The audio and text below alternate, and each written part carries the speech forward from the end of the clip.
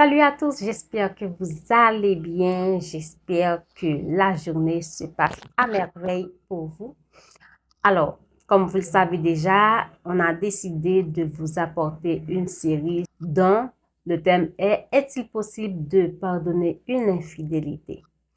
Alors, on va pas trop parler, on va rentrer directement dans le cœur du sujet. On vous a parlé de ce thème: est-il possible de pardonner une infidélité? On vous a donné 3 clés. Alors aujourd'hui, je vais vous raconter le mystère qu'il y a derrière le pardon, spécialement derrière le pardon de l'infidélité. Alors, là, aujourd'hui, on va parler de 2 personnes dans la Bible qui ont vécu l'infidélité et qui ont fait place au pardon. Alors, je ne sais pas si vous connaissez l'histoire d'Osée et de Gomorrhe, sa femme, et Gomorrhe était une prostituée. Alors, dans Osée chapitre 1 jusqu'à 3, si vous voulez avoir une petite idée de l'histoire, vous pouvez aller lire Osée chapitre 1 jusqu'à chapitre 3 et vous allez comprendre un peu l'histoire. Mais moi, ce que je vais faire, c'est vous expliquer en grosso modo, juste pour vous faire comprendre l'importance du pardon lorsqu'il y a infidélité, trahison et tout le tralala. Alors, dans l'histoire, Dieu demande à Osée d'épouser Gomère, une femme infidèle, une femme prostituée, une femme qui, si je peux dire comme ça, si je peux me permettre de juger un tout petit peu, qui n'a pas le moral. Pour nous, on allait trouver ça étrange. Dieu nous demande de nous mettre en couple avec quelqu'un qui n'est pas en accord à ses attributs moraux, surtout. On allait trouver ça étrange. Mais Osée, bien qu'il avait trouvé ça étrange, mais il a obéi à Dieu. Il a épousé Gomère, qui est une prostituée, une femme libérale, une femme infidèle. Dans Osée 1er, verset 2, Dieu dit à Osée: va, prends une femme prostituée et des enfants de prostitution, car le pays se livre à la prostitution, il abandonne l'Éternel. Normalement, et pour nous les chrétiens, moi y compris, j'allais trouver ça étrange. Wow, Dieu me demande de prendre quelqu'un qui est un prostitué, parce que oui, il y a des hommes qui se prostituent. Donc, on allait trouver ça étrange. Donc, pour nous, de notre côté, c'est sûr, on allait jeûner, on allait demander des signes à Dieu et tout le tralala. Je ne sais pas, Seigneur, est-ce que c'est vrai ce que tu me dis? Donc, si c'est toi, Seigneur, qui me demande de prendre Gomère pour femme et tout le tralala, donne-moi des signes. J'imagine que Osée avait demandé des signes à Dieu comme nous, on le fait de nos jours. On demande toujours des signes à Dieu. Donc, pour faire court, normalement, Osée a obéi à Dieu, il a épousé Gomère et tout le tralala, il a retiré Gomère dans la prostitution. C'est sûr qu'il a racheté sa réputation et tout le tralala. Mais Gomère, qui est une femme infidèle, qui est une femme prostituée, elle ne peut pas rester avec un seul homme. Gomère quitte Osée et retourne dans son ancienne vie et de prostitution et connaître plusieurs hommes et tout le tralala. Et là encore, Dieu a demandé à Osée d'aller chercher à nouveau Gomère.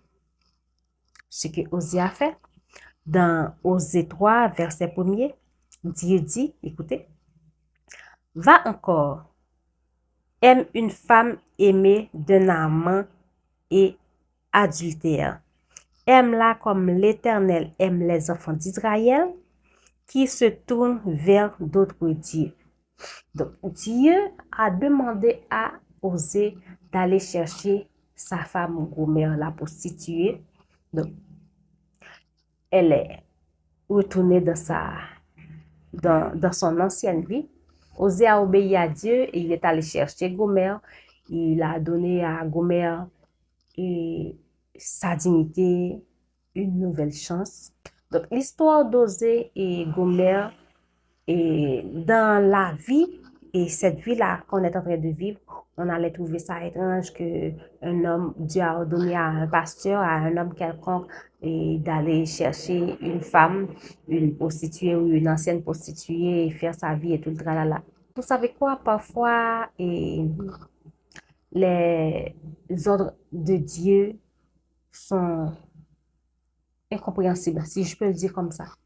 Pour nous, l'homme, l'être humain, c'est incompréhensible. C'est sans dessus dessous. Mais vous savez quoi? Dieu ne fait rien au hasard.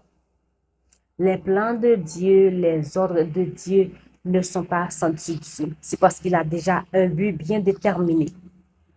L'histoire d'Osée et de Gomère, c'est une illustration de la fidélité de Dieu et le pardon de Dieu. Donc, on est toujours infidèle envers Dieu, mais lui, il reste toujours fidèle. On peut lâcher sa main et faire notre route, mais il est toujours là pour nous accueillir lorsqu'on veut retourner, ou lui, il est allé nous chercher. Donc, si on a la tête dure, on ne veut pas retourner, il est allé nous chercher, comme a fait Gomère. Donc, Dieu nous aime tellement, il est tellement fidèle avec nous. Donc, parfois, lorsqu'on lâche sa main, on fait notre route, il est allé nous chercher. On fait autant de fois, il est allé nous chercher. Parce qu'il est fidèle, parce qu'il nous aime. Et ceci, il nous pardonne. Quelqu'un qui a un cœur prêt à pardonner, je dis, on sait tous, le pardon, c'est pas facile, c'est pas comme ça en claquant les doigts. Mais quelqu'un qui a un cœur à pardonner, qui sait que pardonner, ça rend léger, qui sait que pardonner, c'est bon pour son âme. Il sait que c'est pas facile, mais il est prêt à pardonner. Il est prêt à reprendre la route avec toi. Mais ça va dépendre, comme je le dis toujours, ça va dépendre de la relation. Si la relation est toxique, si la relation est destructive, si la relation et il y a beaucoup d'infidélité parce que ça va dépendre. Il y a certaines personnes qui ne divorcent pas après une infidélité, mais il y en a qui le font. Le sens spirituel est dans l'histoire entre Osée et Gomère.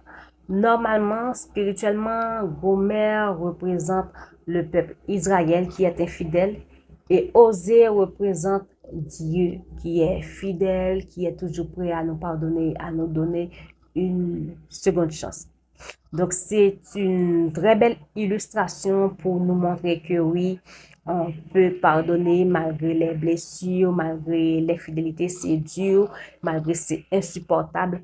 On peut pardonner, on peut reprendre l'histoire, on peut reprendre la relation, on peut reprendre la route avec cette personne-là. Donc, si Dieu a donné à Osée la capacité, la patience de pardonner à Gomère et de le reprendre, il peut aussi vous donner cette capacité, cette patience, ce cœur-là à reprendre la relation, à reconstruire cette relation brisée avec votre époux ou votre épouse. Le sens humanitaire dans l'histoire nous montre que un cœur qui est rempli d'amour de Dieu, un cœur qui est rempli de compassion, un cœur qui est rempli de tendresse peut pardonner une infidélité même très douloureuse. Cette capacité-là que Dieu avait déposée dans le cœur d'Osée, il peut aussi le déposer dans votre cœur. Je ne sais pas ce que vous êtes en train de traverser dans votre couple. L'infidélité, maltraitance physique, psychologique, ça va dépendre. Dieu peut vous donner la capacité de prendre votre vie en main. Dieu peut vous donner la capacité de reprendre, de pardonner. Je ne vais pas dire de reprendre la relation parce que il y a des choses qu'on a vécues dans une relation, humainement parlant, qui sont impardonnables, mais Dieu nous donne la force de pardonner parce que le pardon guérit tout. Le pardon, c'est bon pour notre âme. Humainement parlant, on va dire que c'est impardonnable ce qu'il m'a fait, Mais lorsque Dieu dépose et sa grâce, son pardon, son amour dans votre cœur, vous êtes capable de pardonner les choses les plus douloureuses. Bien que je ne dis pas non plus, et le fait de pardonner ne veut pas dire de reprendre la relation. Ça va dépendre de ce que vous avez subi. Ça va dépendre et de comment est la relation. J'aime prendre cette métaphore de la relation, c'est le pot. Il y a certains pots qui se brisent, ça peut se recoller. C'est vrai qu'il y a des fissures, mais ça peut se recoller. Ça peut être utilisé. Mais il y a certains pots, c'est tellement brisé, ça ne peut pas se recoller. Donc, il y a certaines relations qui sont comme ça. Donc, on peut pardonner à la personne, mais c'est vraiment difficile de recoller les morceaux. Donc, il y a certaines séparations qui sont compréhensibles. Par exemple, si votre vie en dépend, votre santé psychologique en dépend, si vous subissez des maltraitances physiques dans la relation et votre vie est en jeu. Donc là, vous n'avez pas le choix de vous en séparer. J'ai écouté pas mal de témoignages des personnes qui ont subi des choses vraiment douloureuses, des choses qui sont légitimes. Donc, si la personne demande le divorce, c'est légitime. Et ces deux personnes-là finissent par se réconcilier, finissent par se pardonner et reconstruire la relation. Et souvent, c'est pour le meilleur. C'est meilleur que la relation passée. Mais il y en a d'autres qui ne peuvent pas. Il y en a d'autres qui ne peuvent pas. Mais là, c'est lorsque je vous raconte l'histoire d'Osée et de Gomer, c'est pour vous montrer que lorsque votre cœur est rempli d'amour, de compassion, de paix, de l'amour de Dieu, on peut arriver à pardonner quelqu'un. On peut arriver à reprendre une relation avec la personne qui vous a terriblement blessé. Il faut savoir que pardonner la personne n'efface pas la souffrance, n'efface pas les douleurs endurées, mais pardonner montre que la restauration est possible avec la grâce et l'amour de Dieu.